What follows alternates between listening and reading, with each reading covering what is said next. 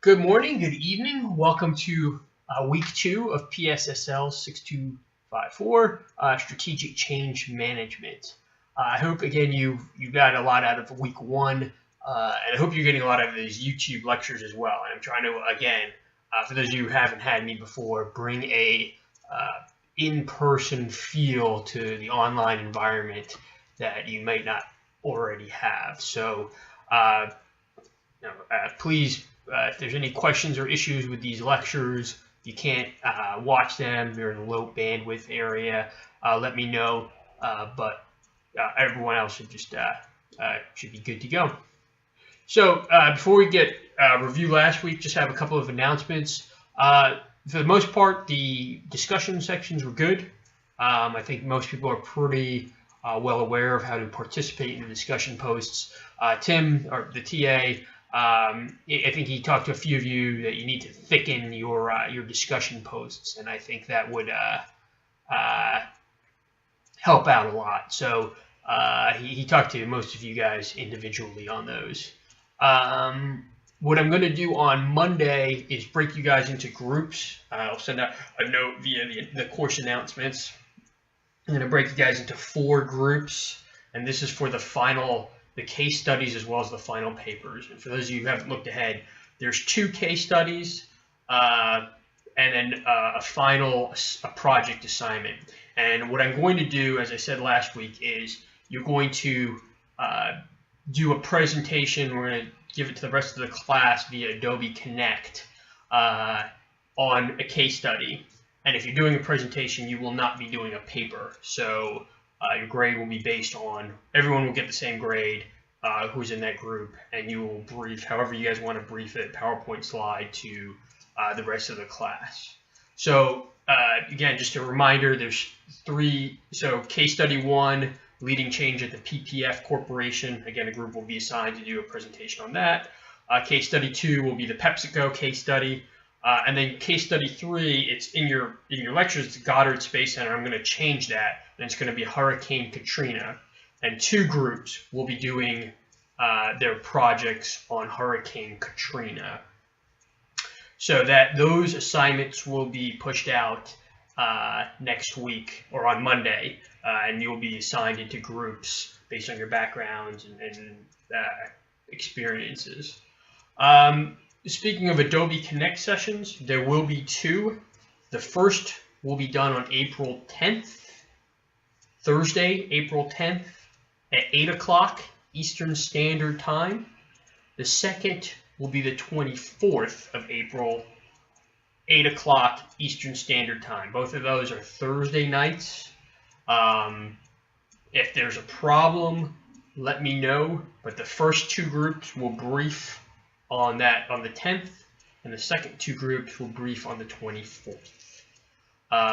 If there is a problem, let me know. I understand maybe someone's in a different time zone. We've got a couple people overseas, and they might not be able to attend. That's fine, just as long as their participation is captured in the PowerPoint presentation. So again, the 10th and the 24th, 8 o'clock Thursday, Eastern Standard Time. First 2 groups, the 2 case studies will go on the 10th, and then the Hurricane Katrina leadership final will be on the second one. And then the final project, again, Hurricane Katrina, the assignment isn't in the discussion board yet, or in the Learn online environment yet. I'm going to upload that this week, or have the Learn folks upload it this week, and I'll send it out via email this week. So those are covered the announcements. Just review last week. I think we talked management versus leadership, and I could tell, again, 90% of my students were military or taking some leadership courses in the military, and many of you use military examples in your discussion points and your discussion sections, which are fine. I think if you for those of you who have not been in the military, coming from the private sector, a lot of the tenets of the military are, in leadership, is you set an example, you inspire others. You inspire others to do what you inspire others to do what they normally wouldn't do. You set the example, you check your subordinates. Those are all tenets of military leadership. However, in the private sector, and I'll talk about that in detail, it's a different environment. Those of you who are coming from the private sector might have different viewpoints on that. And I'll get to that in a minute.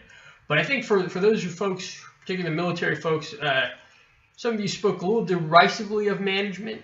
Management was your day-to-day operations, what you would do in garrison if you were in the military. And leadership is what you would do in wartime, or you would do as an exception. And some of you spoke derisively in management. I'm not so clear we should be. And many times in the private sector, management is leadership. It is what you do your day-to-day operations to get product out and to increase sales and to recruit good people. That is management. That's what you do 80% of the time. But I think the leadership side, initiative, ideas, inspiring others, set the example. That's what most people thought of as the qualities of a leader. So again, I reiterate, this may not be the best way. A new idea how to implement, that is leadership. You take your big, your Steve Jobs and your key titans in management. But a programmer at Google, if you lead high-end individuals, not 19-year-old, 20-year-old privates in the military, but if you're in charge of very intelligent people at Google, they're not going to respond to the same types of incentives. In fact, you're not going to set an example for them because they probably know a hell of a lot more about the systems than you do. They're going to respond to different types of incentives. It's not going to be follow me, lead the way leadership if you lead highly specialized, highly intelligent people. So just to give a overview of kind of the different comparisons, the way I see it. In the military, again, you set the example. But in the civilian world, especially if you're working at a place like Google, no one's really going to care about the example you set. In fact, they know the material better than you do. So you're not, showing them how to military parlance, how to shoot an M16. They're going to know the programming better than the manager. In the military, you inspire others with your actions and your words and your deeds. At Google, are the programmers going to come to work? Are they going to be inspired by those things? Or are they going to be inspired by pay, benefits, all the other human resource questions? I'm not saying that's a bad thing. In fact, most times that's a better thing that they're inspired by those tangible benefits than kind of a leader that inspires. And then the military runs on standard operating procedures. Oftentimes, what you're inspiring people to do is to do the standard procedures to clean your weapons and take care of your vehicles. In the civilian world, it's more about ideas, innovation. How to capture market share, how to compete with other competitors. That's kind of my opinion, my way of looking at it. But feel free to disagree and talk more in detail.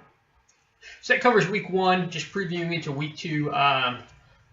Leadership styles. For those of you who've taken military leadership courses, you've probably experienced this before, but just to get everyone on the same sheet of music, autocratic, democratic, laissez-faire, what works in certain conditions. Again, going back to leading a platoon versus running the programming shop at Google.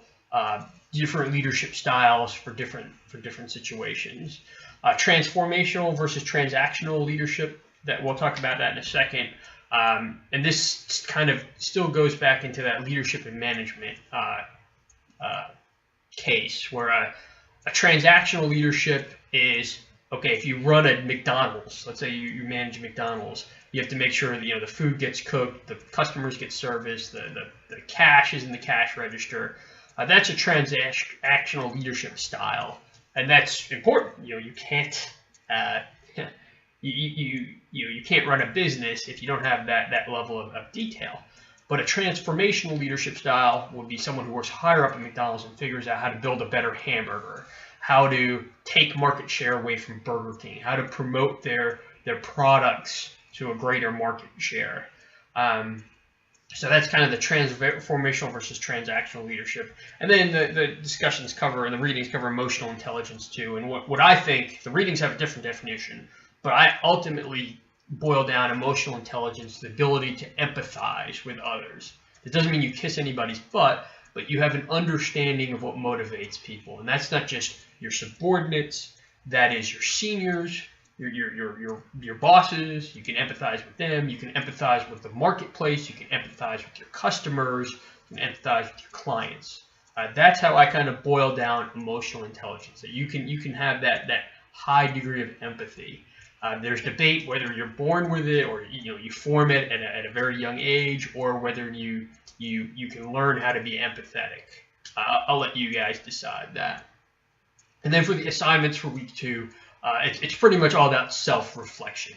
The discussions on virtual leaders, discussion on leadership competencies, and then for the leadership activity, you're going to take a self-assessment and you're going to evaluate yourself and put that up in a 500 words and see what your strengths and weaknesses are. So that covers, again, past week and intros to week 2. If there's any questions or issues, let me know. And the one thing I didn't mention is if there's any just questions or issues about the program, careers in DC, working in DC, working for the federal government, I'm open to that too. So I'm not just an instructor in this course. I should be a holistic resource in this program. So if there's any questions, please let me know, and I look forward to your responses on the discussion board.